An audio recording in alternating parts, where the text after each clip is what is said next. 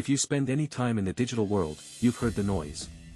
The shouting matches about mooning tokens, the overnight millionaires, and the inevitable, crushing crashes.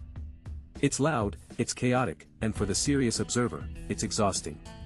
But beneath the cacophony of the get-rich-quick crowd, something much more profound, and much more permanent, is being built. We are witnessing the quiet re-engineering of the global financial plumbing. This isn't about gambling on the next meme, it's about a structural shift from human-mediated trust to programmatic execution. Welcome to a sane look at decentralized finance, or DeFi. Today, we aren't looking at the price charts. We are looking at the architecture. We are looking at how the very concept of a bank is being distilled into lines of immutable code, and what that means for the next century of value exchange. To understand where we are going, we must first understand the softness of the current credit market. For the last decade, the global economy has been fueled by unsecured credit. This is credit based on promises, credit scores, projected earnings, and the perceived health of a consumer society. But as we've seen in our series, Navigating the Future of Finance, the shift toward decentralized and digital models highlights a growing discomfort with these traditional, unbacked systems. When the market turns soft, meaning liquidity dries up and volatility spikes, unsecured credit becomes a liability for both the lender and the borrower. The interest rates skyrocket to compensate for risk, and the average person finds themselves locked out of affordable capital. This is the fragility of the modern era. We have built a massive financial skyscraper on top of a foundation of paper promises. When the wind blows, the building sways. This brings us to the concept of the hard asset. Gold is often dismissed by the tech elite as a precious relic, a piece of metal with no utility. But this dismissal misses the point of gold's structural role in finance. Gold represents a closed loop of value. It does not require a government to exist, it cannot be printed into insignificance, and it has no counterparty risk in its physical form. It is the ultimate, hard foundation. The logic of gold-backed stability is simple. By using an asset with intrinsic, historically proven value as collateral, we remove the softness from the lending equation. We replace speculation with certainty. The engine of this change is the smart contract. Think of a smart contract not as a legal document in the traditional sense, but as a digital vending machine. In a traditional contract, if I agree to pay you for a service, I might break that promise. You would then have to spend time and money in a court of law to enforce it.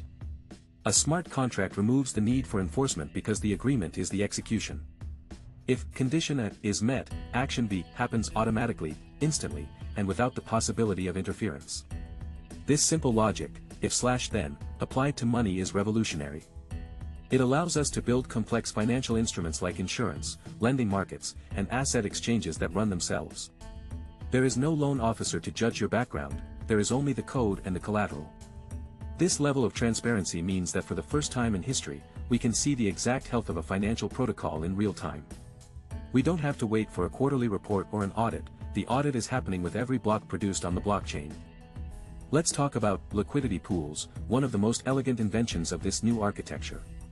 In the traditional world, if you want to trade euros for dollars, you need a market maker, a big bank that sits in the middle, holding both currencies and charging a spread. In DeFi, we use automated market makers, or AMMs. Instead of a bank, we have a pool of assets contributed by thousands of individual participants.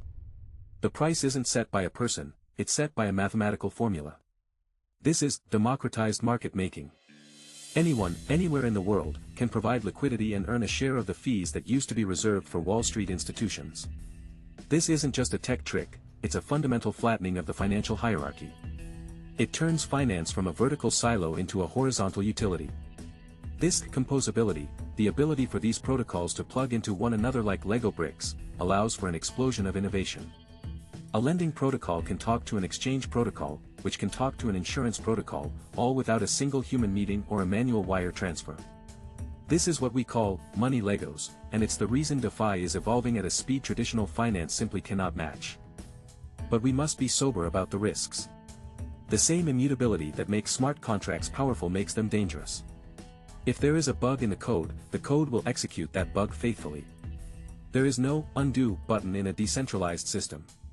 We have seen millions of dollars lost to exploits and hacks. This is the frontier aspect of DeFi. We are currently in the test pilot phase of this new financial aviation. Furthermore, the barrier to entry remains high. Navigating these protocols requires a level of technical literacy that most people don't yet possess. And then there is the regulatory question. How do sovereign nations handle a financial system that exists everywhere and nowhere at the same time? These are not small hurdles. They are the growing pains of a new era.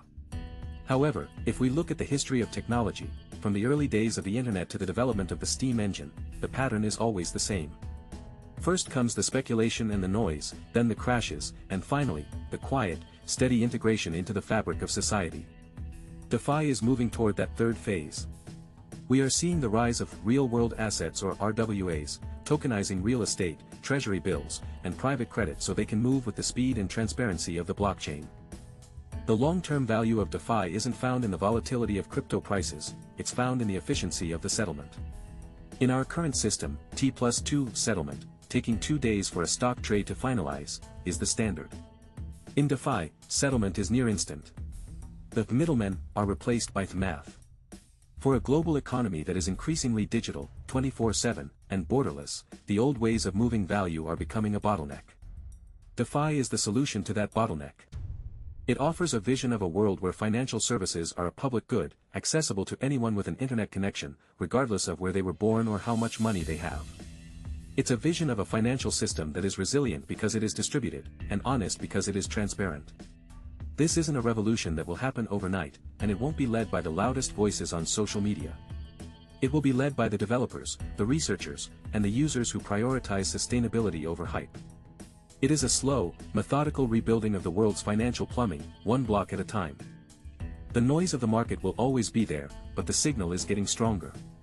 As we look toward the horizon of finance, the question isn't whether decentralized systems will play a role, but how quickly we will adapt to their presence. If you found this analytical deep dive helpful, consider subscribing. Here, we don't chase the candles, we study the light. We'll be back soon to look at the next intersection of technology and our financial future. Until then, stay curious, stay sober, and keep looking ahead. I'm glad you're with us.